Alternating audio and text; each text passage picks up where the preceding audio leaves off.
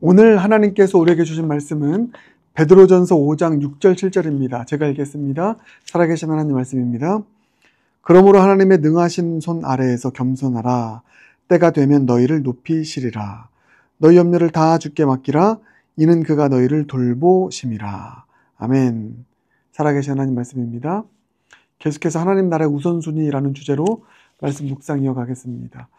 어제는 하나님 나라와 의를 먼저 구하는 삶을 가로막는 장애물이 뭔가 나눴죠. 그게 뭐였습니까? 염려였습니다. 땅에 염려할 일이 많으면 거기에 매이게 되고, 그러면 하나님 나라를 생각할 여유가 없어진다 말씀드렸습니다. 그래서 그 염려라는 장애물을 제거해야 되는데 어떻게 하라고 했습니까? 거룩한 습관 훈련하자고 했습니다. 어떻게 해요? 염려할 일이 생기면 바로 그것을 감사할 일로 변환시키는 것. 세 가지를 말씀드렸습니다. 그래서 하나님 나라와 의를 먼저 구하는 삶을 가로막는 장애물이 염려다. 오늘은 뭐냐면 하나님 나라와 의를 구하는 삶을 촉진시키는 촉진제가 뭔가. 장애물의 반대죠. 그것은 겸손입니다.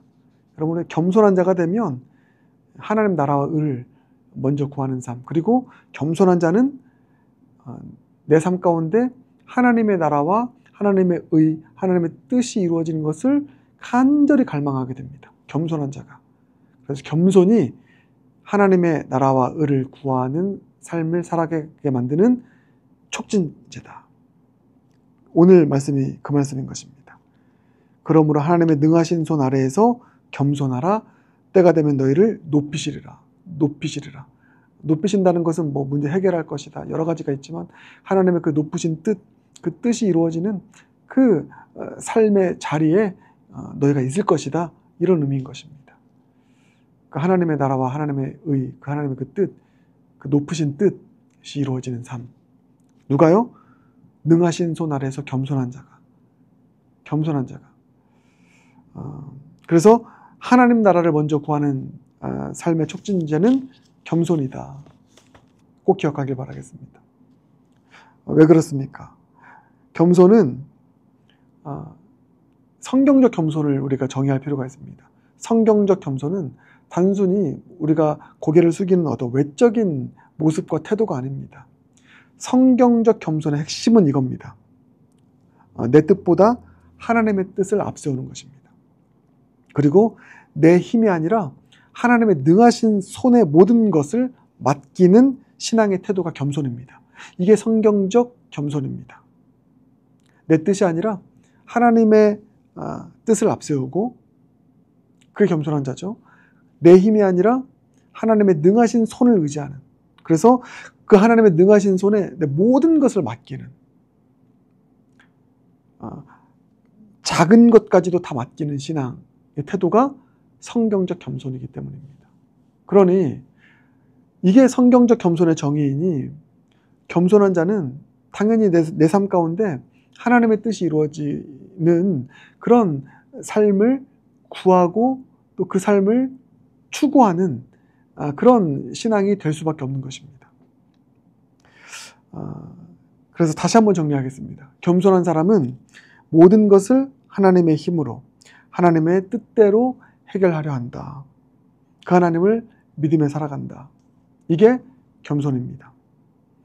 그래서 이런 겸손을 가지고 하나님의 뜻을 구하고 하나님의 힘을 의지하는 자는 구체적으로 그 삶이 이렇게 이루어집니다. 제가 세 가지 삶의 영역을, 우리와 너무 밀접하게 관계된 세 가지 삶의 영역을 말씀드리겠습니다. 재정 문제, 돈 문제죠.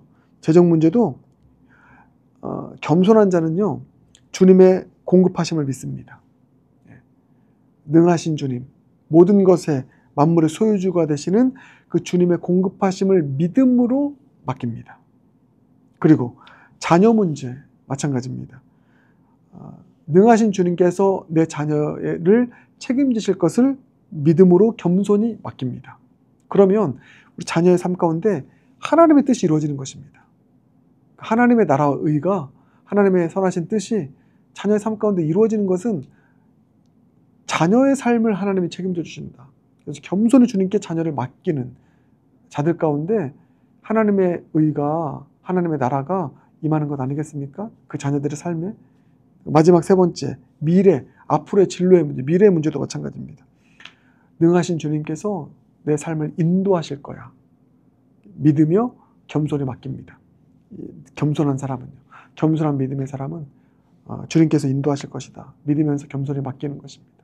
그러니까 나의 미래는 하나님의 인도하심 속에서 하나님의 뜻이 이루어지는 그런 나의 미래가 되는 것입니다. 이 모든 게 다 하나님의 나라와 의를 구하는 삶의 모습인 것이죠. 겸손한 자가 그렇게 할 수 있는 것입니다. 반대로 겸손하지 않는 사람은 어떻게 합니까? 똑같이 적용하겠습니다. 재정 문제, 돈 문제. 내가 해결해야 된다. 재정 문제를. 내가 책임져야 된다. 라고 여기면서 그렇기 때문에 염려합니다. 자녀 문제 어떻게 합니까? 자녀는 내 거야 여깁니다. 내 소유야. 내가 알아서 해야지. 라고 여기면서 내 방식대로 자녀를 양육합니다. 뜻대로 되지 않습니다. 염려합니다. 좌절합니다. 미래도 마찬가지입니다. 미래는 내가 열어가야 돼. 미래의 주체는 나야. 내 손에 달려있어. 라고 여기면서 미래를 생각하니까 자꾸만 고민이 됩니다. 염려가 됩니다. 매이게 됩니다. 그러면 어제처럼 매이면 여유가 없어집니다. 주님의 나라를 생각할 여유가 없어집니다. 그러니까 겸손하지 않는 사람들은 이렇게 모든 면에 있어서 염려하게 되고 하나님의 나라와 뜻을 구하지 못하게 되고 하나님의 힘을 의지하지 않게 되고 하나님의 뜻 안에 거하지 않게 되는 것입니다. 그러므로 여러분, 이 겸손이 얼마나 우리에게 중요한 먼저 하나님의 나라와 의를 구하는 촉진자가 되는지를 다시 한번 깊이 깨달을 수 있는 오늘 시간 되길 바라겠습니다. 그래서 결론은 이것입니다. 겸손이 모든 것을 하나님의 뜻에 맡기고 또 하나님의 그 전능하신 힘을 의지하면서 살아갈 수 있는 저와 여러분 모두가 되길 바라겠습니다. 그게 곧 내 삶에 있는 모든 문제가 그 모든 문제 가운데 하나님의 나라와 그분의 의가 이루어지는 것을 고대하고 구하는 바로 그 삶인 것입니다. 우리 그와 같은 소망을 가지고 겸손히 하나님의 뜻을 앞세우고 겸손히 전능하신 하나님의 힘을 의지하며 살아갈 수 있는 겸손한 믿음의 사람 모두가 되시길 주님의 이름으로 축복합니다. 그런 자들의 삶 가운데 하나님은 7절처럼 우리의 삶을 돌봐주시고 하나님의 선하신 뜻이 우리 삶에 이루어지는 말 그대로 먼저 그의 나라와 그의 의가 그 삶 가운데 구현되는 복된 인생 될 줄 믿습니다. 겸손이 최고의 약입니다. 함께 기도하겠습니다. 주님 감사합니다. 오늘은 겸손의 중요성에 대해서 배웠습니다. 하나님 나라를 먼저 구하는 삶의 촉진제가 겸손임을 깨닫게 하신 주님 감사합니다. 성경적 겸손으로 살 수 있는 모두가 되게 해 주시옵소서. 내 뜻보다 하나님의 뜻을 앞세우고 내 힘이 아니라 하나님의 능하신 손에 모든 것을 맡기는 이 성경적 겸손을 가지고 살아가서 내 재정 문제도 내 자녀 문제도 내 진로의 문제도 겸손히 주님의 뜻에 맡기고 주님의 전능하신 힘을 의지하며 나아가서 그런 겸손한 자의 삶 가운데 맡기며 나아가는 자의 삶 가운데 하나님의 선하신 뜻이 이루어지는 먼저 그의 나라와 의가 구현되어지는 복된 삶, 가치 있는 인생 살아가는 모두가 될 수 있도록 역사하여 주시옵소서. 모든 것 주님께 의탁드리며 예수님 존귀하신 이름으로 기도드립니다. 아멘.